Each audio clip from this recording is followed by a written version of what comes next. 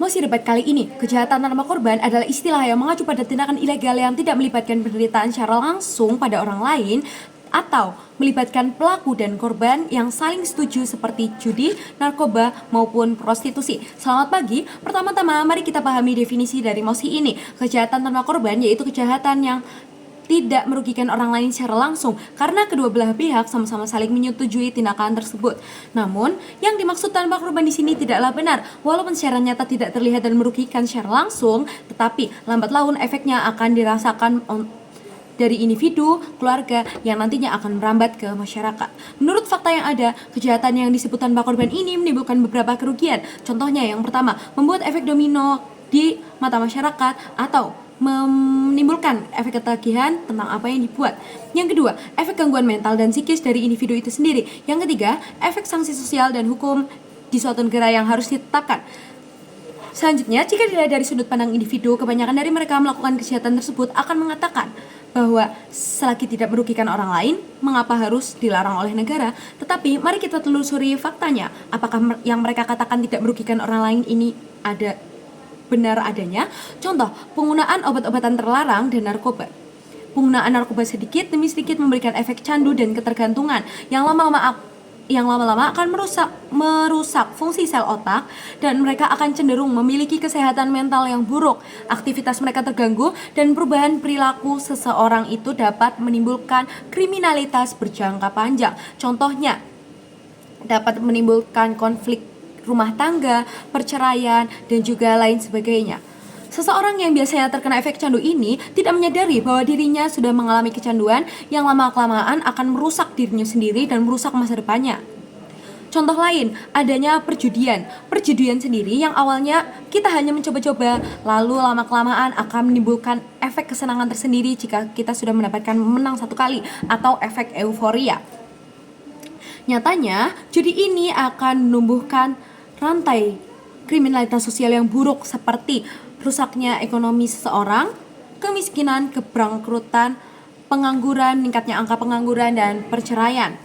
Jika orang-orang yang dikatakan melakukan kejahatan tanpa korban ini tidak diberikan efek jera, baik secara sanksi sosial maupun secara sanksi hukum, siapa yang akan menanggung dampak jika meluas? Lalu, apa gunanya fungsi sosial dan fungsi sanksi hukum negara jika seluruh permasalahan dapat diselesaikan dengan hanya rehabilitasi dan menormalisasikan karena menyalahkan lingkungan maupun menyalahkan latar belakang keluarga? Negara memiliki kewajiban bagi rakyatnya untuk memutuskan rantai kejahatan ini, sama halnya seperti jika kita melihat orang yang akan bunuh diri dan loncat. Jika korban melakukan hal tersebut secara sukarela, apakah kita tidak tetap membiarkannya? Maka dari itu, sama seperti fungsi sanksi negara ini, setidaknya hukum harus tetap berlaku untuk mencegah kriminalitas lebih lanjut. Selanjutnya, kejahatan yang dinyatakan tanpa korban ini memiliki dampak yang besar terhadap masyarakat. Contohnya, seperti pecandu narkoba akan mengalami kerusakan mental yang nantinya akan menimbulkan kekerasan bagi keluarganya maupun kekerasan bagi orang-orang sekitarnya. Yang kedua, dampak ekonomi. Efek kecanduan pada narkoba maupun judi akan memicu rantai kemiskinan, pengangguran, dan juga adanya kemiskinan dan pengangguran ini akan menyebabkan seseorang melakukan segala cara atau melegalkan segala cara untuk memenuhi hasrat candu tersebut. Yang ketiga, dampak penularan penyakit. Contohnya, jika kita menormalisasi adanya prostitusi, maka akan terjadi penularan penyakit besar-besaran di masyarakat. Hadirin dewan yang saya hormati, tidak ada kejahatan tanpa korban. Mungkin belum terlihat atau tidak terlihat, tapi efek jangka panjang sosialnya akan menghancurkan negara tercinta kita.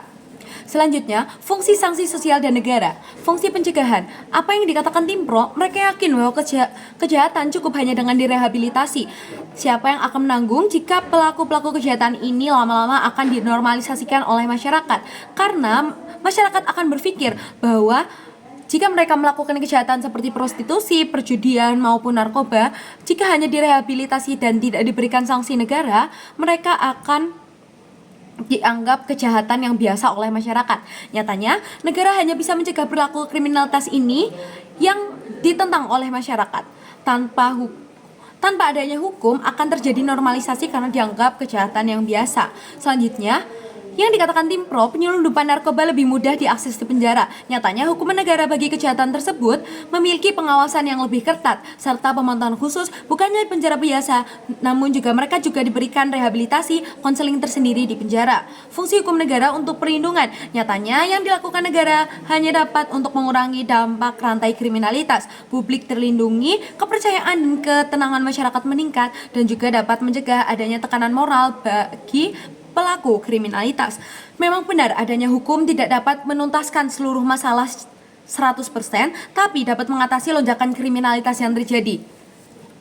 Jika seperti yang dikatakan tim pro, kita menormalisasi kejahatan seperti narkoba, judi, dan prostitusi, normalisasi di sini adalah konteks tidak memberikan efek hukum atau tidak memberikan efek jera, hanya diberikan rehabilitasi. Bukanlah sebuah solusi yang ada akan meningkatkan jumlah kriminalitas yang ada. Dewan yang saya hormati, kejahatan tanpa korban itu tidaklah ada. Kejahatan tersebut akan selalu menimbulkan korban, mulai dari lingkup terkecil, bahkan keluarganya, dan yang akan membesar ke lingkungan masyarakat. Dengan menyamaratakan seperti yang dikatakan tim pro, anggapan wajar karena adanya efek kemiskinan dan lingkungan hanya akan direhabilitasi dan akan memperburuk kondisi sosial. Pelaku kriminalitas tetaplah perilaku kriminalitas. Oleh karena itu, adanya hukum sosial dan hukum negara bukan sekedar media atau alat untuk mengadili kejahatan, tapi untuk melindungi, mencegah, bahkan merehabilitasi sang perilaku kriminalitas.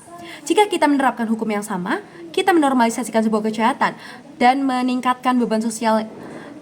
Kita menormalisasikan sebuah kejahatan dan dapat meningkatkan beban sosial yang lebih tinggi. Maka dari itu, saya tegaskan sekali lagi, kejahatan tanpa korban tetap harus dihukum secara sosial dan secara negara. Sekian.